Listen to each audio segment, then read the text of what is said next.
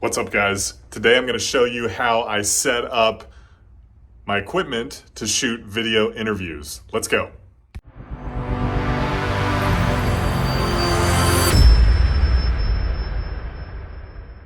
All right, guys, so this is the setup. We've got the illustrious Hayden Casson in the studio today helping me out with this. Thanks, Hayden, for being here. So a lot of people have been asking me about my video interview setup. So I just wanted to kind of give a brief rundown on what the setup is, what gear I'm using, how to set it up, things like that. Should be pretty quick. So whenever I do interviews, I always shoot with two different cameras so that we can have a couple of angles and helps with cutting back and forth between footage and just creates more interest in the video, I think. So my primary camera is always this one. I've got a 35mm lens on there. So you can see right here, we're getting kind of a bit of a wide shot. Now you can back it up and get it wider if the environment is nice around or if you want a more environmental shot, but at the very least, we're getting a little bit of a wider shot there. And then over here on camera 2, I've got a 24 to 70mm 2.8 lens, and so we're getting a tight shot on that side. So this camera, he's pretty much never going to look into this lens unless I need him to for some reason. It feels very conversational to have him looking off camera like that. Depending on the type of video I'm doing, this one, he either may be looking in the camera like this and talking directly to the audience, or if it's more of a Q&A, interview style video, he may be looking over here. Hayden, if you wouldn't mind looking over here, maybe like right about there. Yeah, so looking just a little bit off camera and talking to the interviewer who's sitting over here, maybe next to the camera. We've got the cameras at about in maybe chin height, somewhere in there. You can adjust it based on the person, whatever they need, but that seems to give a nice height for that. In terms of lighting, I have a Godox SL150 Bicolor light, so I can adjust the brightness and I can also adjust the white balance to match the lighting fairly closely. So if you're in an office where the lights are really yellow, it's really handy to be able to have a light where you can adjust the white balance and make it yellow so that you can adjust it all and it looks consistent in post-processing. We've got a nice big Manny Ortiz beauty dish switch from Westcott, so the light is nice and soft on our subject, on his handsome face there. And we've got it off a little bit to the side, so we've got a little bit of shadowing happening on his face, so it just looks a little bit more dramatic. I've also got the light low enough so that the light is getting into his eyes. You can maybe adjust it a little bit more, get a little bit more light in there, but if you have the light up too high, it's gonna be too shadowy in his eyes, in my opinion. So that's something I try to avoid.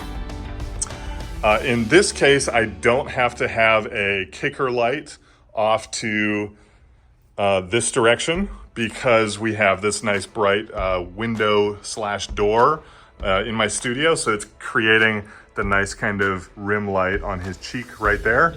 If we were in a studio where we didn't, or in a situation where we didn't have that, then I might have a light wand or another LED light back there just to add that little bit of kick onto his cheek there. All right, in terms of audio. Audio is, in my opinion, one of the easiest things to mess up in a video. And so I've learned the hard way to make sure that I record audio multiple times, that I have some backup in there, and that I monitor the audio during recording. That is really, really key. So this is my setup. This right here, this is my primary audio source. So this is a Rode NTG3 mic. It's a broadcast microphone that goes on a boom arm. It is incredibly sensitive. It sounds so amazing when you listen to it, just fantastic. And then I have that connected to a Neewer boom pole that actually has an XLR cable built into it, which is fantastic, so you don't have to deal with a lot of excess wire there. But that XLR cable comes down. I'm just gonna come over here really quick. Comes down and connects to a Zoom H6 recorder. So the mic does not record on its own. It needs to be plugged into a recorder of some kind. So this has been a fantastic recorder. I highly recommend it. It just has an SD card slot you plug in to record the audio onto. And if you need to, you can record up to 6 different channels at once, which is amazing. You can easily adjust the audio input. So if somebody's too loud, you can just turn it down there. One of the biggest leaps forward in my ability to adjust the audio and monitor the audio is to have a good set of headphones that I can plug into the recorder and I can monitor the audio as it's happening.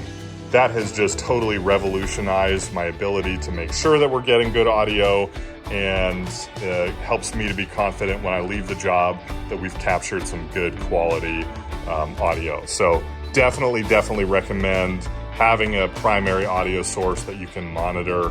Makes all the difference in the world.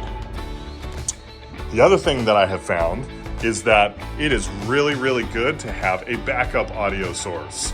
So as you probably know, if you're interested in video, the mics on these cameras are absolutely terrible. The audio they record is just, it's the worst. So don't rely on that as a backup audio source. What I did is I got this Rode VideoMic Pro that plugs directly into the camera, and that at least gives me a decent quality audio source. Just in case something with the primary audio goes wrong, there's a problem with it, it doesn't record, whatever the case may be, at the very least I have a half decent audio source as backup so that, you know, we can use that if we need to. Or also, I just did this the other day, I was interviewing somebody and they actually wanted to have my voice in the video as part of the interview process. So I actually turned this around backwards so it was pointed at me. So I'll be kind of mixing the audio source from this one for my voice, as well as the really good mic for my client's voice, and it's gonna sound great. But it wouldn't have if I had relied on the mics in here. So I think that's about it for my interview video setup. Let me know if you have any questions. If you want to see more content like this, definitely drop a comment. Let me know about that. Hit that like button, subscribe to the channel, and we'll see you guys next time.